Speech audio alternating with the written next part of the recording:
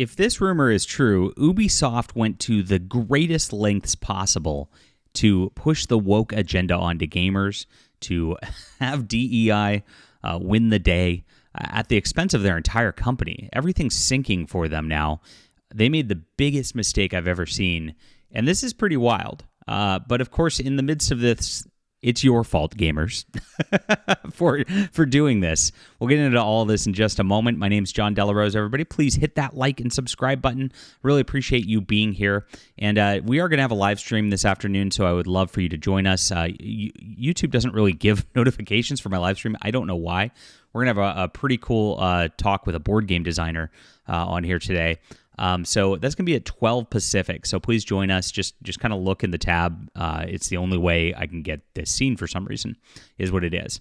But we've been talking Ubisoft and Assassin's Creed for a while, but it looks like this originally didn't even have Yasuke or Naoi, the chick assassin, in there, and all this gay content.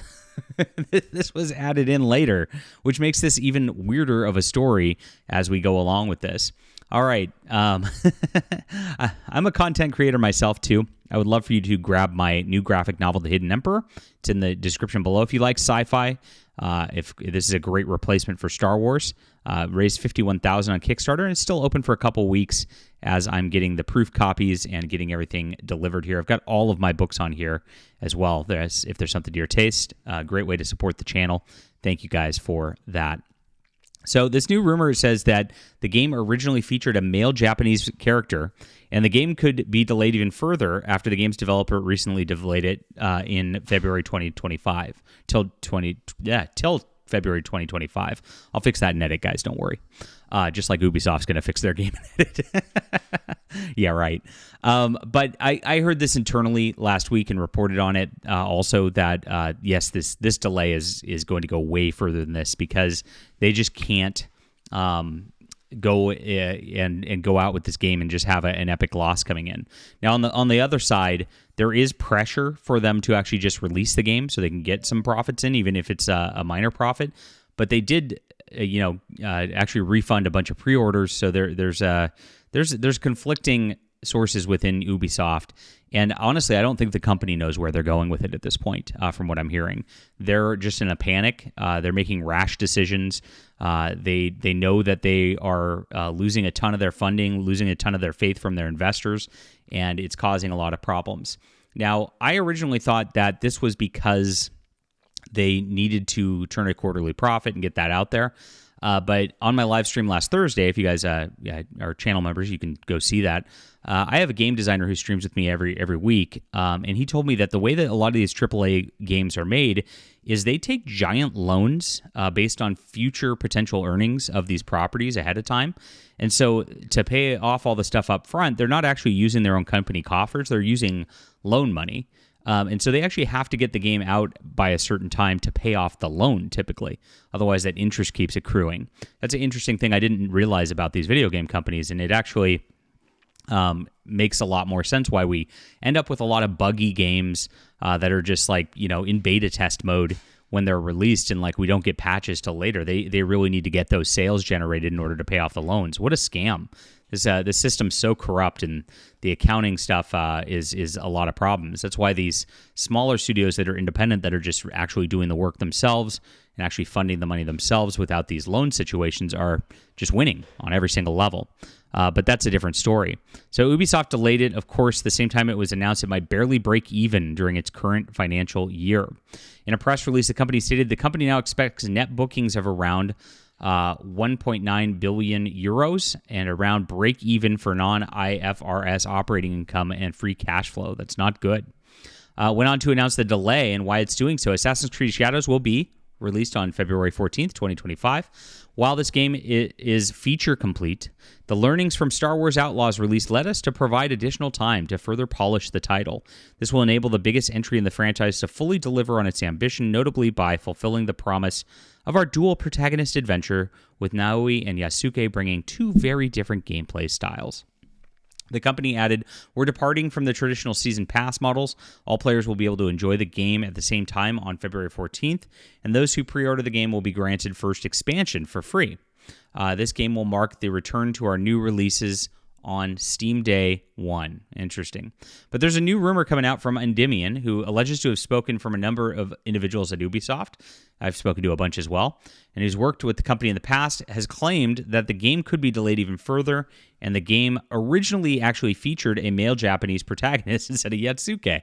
Wow. And if they went and did this is wild. My source told me they heard February 2025 as a placeholder release date as of now. That's what I'm actually hearing internally also independently. Apparently, this is because Ubisoft is scrambling and they need certain key talent in order to assist for a Q2 game release, which if you don't know, that means there's 4 quarters to the calendar year. So Q2 means Ubisoft has something they think that will hit coming out later in the year they need help on. So because talent at the studio is working to make that future release come out more smoothly, Shadows is not being given the extra hands it kind of needs right now.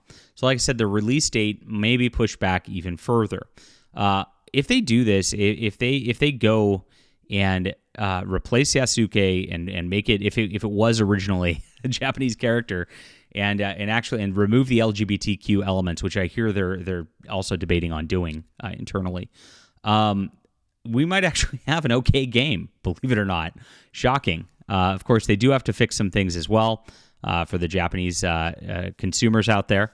But beyond that, just with some of the background features, which are incorrect for Japanese period piece. But that's a big change if this actually happens. Endymion was also told if they originally saw the game, there was indeed a Japanese male protagonist with their own finalized art and even animations. They don't know if this character will be reintroduced to replace Yasuke, but they're skeptical that Ubisoft will actually remove Yasuke altogether due to the whole political backlash they'll get from journalists and so on. They're in a tough spot right now, and it's their own doing. If they went in and replaced that Japanese protagonist, this is really their own doing. It's the funniest thing I've ever seen in my whole life. They tried to push the woke, and it just bit them in the butt. They did say the game's first act is heavily story-driven until it eventually opens up to your more traditional open-world Ubisoft experience, and that is the big hurdle there. If they remove Yasuke, they would practically change most everything in Act 1, so to speak, if they were to remove the character entirely. So they could remove Yasuke with this already done and thrown aside Japanese character. It's a big maybe. They said that they weren't sure of it yet. They also told me that they heard rumblings that Sweet Baby Inc. may have had a hand in Shadows, but can't confirm that 100%, so take that allegation with a big shot of skepticism right now. As for when this Japanese protagonist was sidelined, he said, the game first did include a male Japanese character, but they were swapped sometime during 2020. Oh, of course. Yes, Black Lives Matter, everybody. According to my source for Yasuke instead. Oops. They said Ubisoft was heavily influenced by socio-political events of the time, stuff like, I'm not kidding, George Floyd, the riots, Black Lives Matter, exploding in support. Hilarious. And it was all fake support. We know that was a giant scam as well that nobody was actually into. Oh my gosh. Ubisoft may have opted to include Yasuke in order to pander to identity politics because of Black Lives Matter. Wild. This is absolutely wild. They were horrified by the response to Yasuke from fandom. They actually thought including him would be a big selling point from the game, and they believe Yasuke they could garner and pander to the modern audience every time. And this is actually the case. Most of these corporations go which way the wind blows. They are just profit mongers. They don't care. And that's a lot of the problem. Of course, they don't care to create a game. They don't care about actual Japanese history. They don't care about their own audience. They keep reaching out, hoping they can find something new and better and different. And if it looks like the woke is winning, which in 2020 it really did. It really did. It was very scary. You could get canceled out there. You get deplatformed so fast. There was nobody speaking out then. We're in a way different world now. We have a whole online army of gamers who are just ready to go at this point, which has never happened before. I mean, we had it a little bit with 2014 Gamergate, but it was us against the world at that point, and there were very, very few people involved. And now it's like we're sinking companies. I mean, it's wild because of this sort of activism that they're pushing on us. And so they know that they screwed up, and they know that the game has changed, and they made a calculated thought that woke was going to be the future, and they were wrong. And that's what it all comes down to. Now, they're still blaming gamers. Don't worry about this, my friends. Ubisoft CEO blames gamers after poor sales of Star Wars Outlaws. Yay. And the way they look at this is they say that gamers' expectations are just too high. Yes, and they can provide a great experience in today's market with gamers expecting extraordinary experiences. Delivering solid quality is no longer enough. I don't know how you can look an interviewer in the eye and say this is solid quality. They know better, but they still are not admitting their own mistakes. They're still just blaming the consumer, and we'll see how this goes. Like I said, the only way to save Assassin's Creed Shadows is going to be to replace Yasuke with a real Japanese protagonist and make it a real Japanese game. We'll see if they have the guts to do that. They will take flack from the media, but if they do it, I think gamers will come in. But, I just don't think Ubisoft really has that willpower because these people are insufferable and they hate you. Leave a comment down below with what you think about this. Hit the like and subscribe button. Make sure to pre-order my Hidden Emperor graphic novel. Thank you guys so much for making this a tremendous success. We'll be back soon.